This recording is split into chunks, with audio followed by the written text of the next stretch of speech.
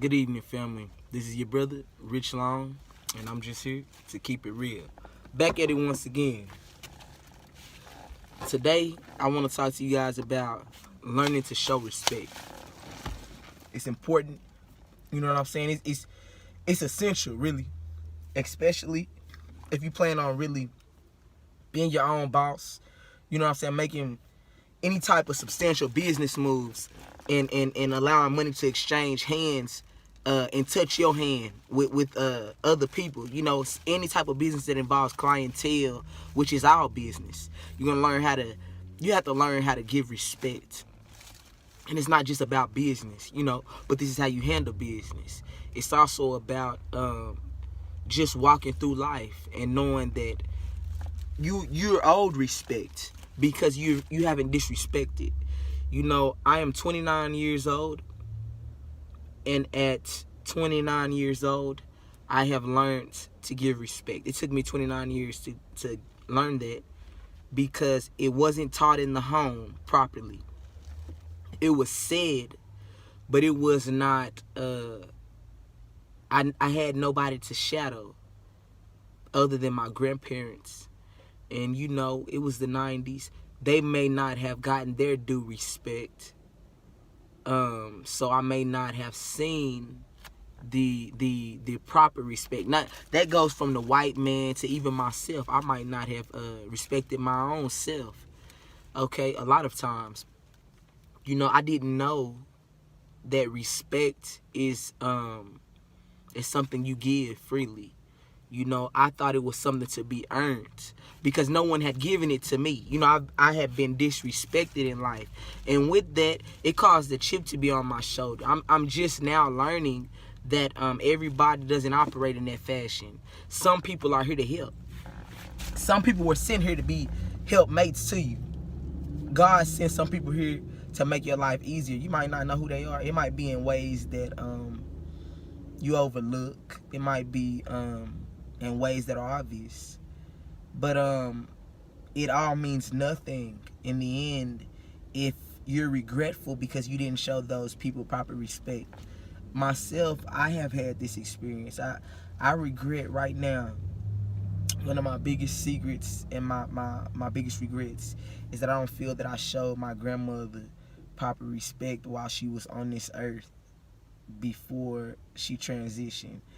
Now, in saying that, that's nobody's business. That's between me and her. But I'm letting you in and letting you know that this is something that I internally battle with. I talked to her about it. She's crossed over and gone to a better place.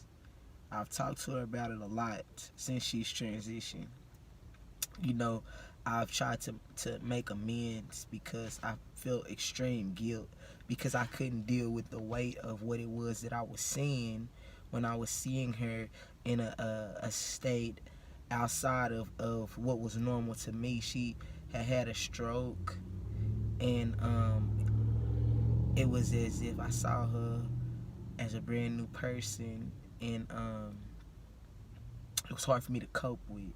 So every time I saw her, I could not hold my emotions in. I would just fall apart. And it would take a lot out of me. I'm a really emotional person. And I let that get in the way of a lot of time because I didn't feel it was anything. I felt helpless, you know, because I knew the talks that I had with my grandmother, and she had a vision of all of these things. She had told me when I was a senior in high school, she said, never let me go to a nursing home. I said, Grandma, why would I do that? She was like, just don't let it happen. I was like, okay. She said, just don't let it happen. I said, I'm not. But she knew that something might happen to her. Maybe she knew her health. Maybe you know, maybe she could feel that things weren't the same as what they had been. Maybe she knew something more than what she would tell me, you know, me being a child. But she knew to get me ready. She knew that in that time she started telling me about everybody. She would tell me everybody's business, but not in a disrespectful way. She wanted me to know these people, which was my family, like my whole family, because she wanted me to know what I was dealing with. Because, you know, like most black families, the situation is complex, and if you don't know, you won't be prepared. And she also needed me to understand I was gonna be on my own. But she would tell me things. But I say all that to say that I was so young that I don't excuse it, but I was so young that I did not conceive of her being the biggest blessing in my life, and that once I didn't have her, I would never have something like that again until I met my wife. And then nothing could ever fill that void with my grandmother. A wife, that's another level, that's a different facet. She plays a different part. But yeah, man, I wish I could change time and rewind time and do it again and find a better way, because she deserved more than what I gave, and you don't want to experience it. It's a terrible feeling. I have to live with this for the rest of my life. And also, it's different. It's layered. It's different shit. It's more that go into that. But I'm gonna leave it at that. Because it's personal. We might touch on it later if it resonate with me to make another video, or if it resonate with y'all to reach out to me for me to go more in depth on it. But yeah, man, just try to give people the proper respect, and that's everybody, not just your grandma, the person at the store, the person holding the door open for you, somebody when you're staying with them, when you're staying with people. It's people out here who staying with people and don't respect them.